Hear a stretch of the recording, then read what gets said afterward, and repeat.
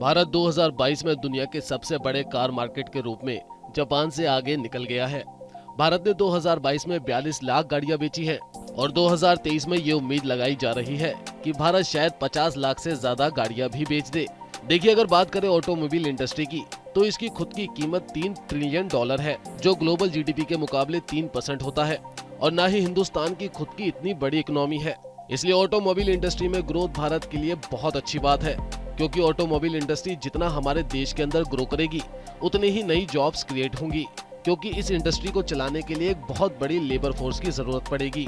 केंद्रीय मंत्री नितिन गडकरी की माने तो ऑटोमोबाइल इंडस्ट्री भारत में 2024 तक डबल हो जाएगी। यानी कि 2023 में 50 लाख गाड़ियां बिकेंगी, तो 2024 में कम से कम 1 करोड़ नई गाड़ियां भारत में हर साल दिखा करेंगी।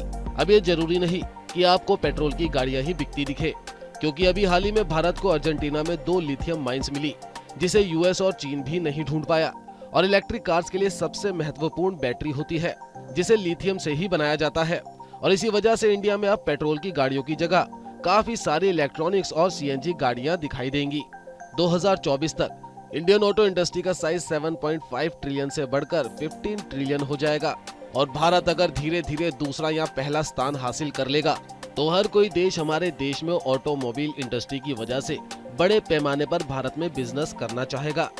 और आप आने वाले टाइम में भारत के कई देशों के साथ फ्री ट्रेड एग्रीमेंट भी होते देखेंगे, जिसका भारत जियोपॉलिटिकली काफी यूज कर पाएगा।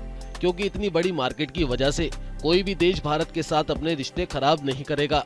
और इसी वजह से भारत की ऑटोमोबाइल इंडस्ट्री में जितनी भी कंपनियां हैं, जैसे कि टाटा और महिंद्रा, काफी पैसा कमा पाएंगी, जिसे वो अपने रिसर्च एंड डेवलपमेंट में इस्तेमाल कर और भी अच्छी गाड़ियां बनाकर बाहर के देशों में एक्सपोर्ट कर और भी पैसा कमा सकती हैं।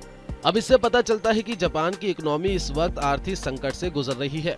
जो सोचा जाता था कि भारत शायद ही जापान को इकोनॉमी के मामले में पीछे छोड़ पाएगा, वहीं अब लगता है कि भारत बहुत जल्द ही जापान को पीछे छोड़ 2025 तक तीसरे नंबर की वर्ल्ड इकोनॉमी बन जाएगा। भारत 2022 में दुनिया के तीसरे सबसे बड़े कार मार्केट के रूप में जापान से आगे निकल गया है।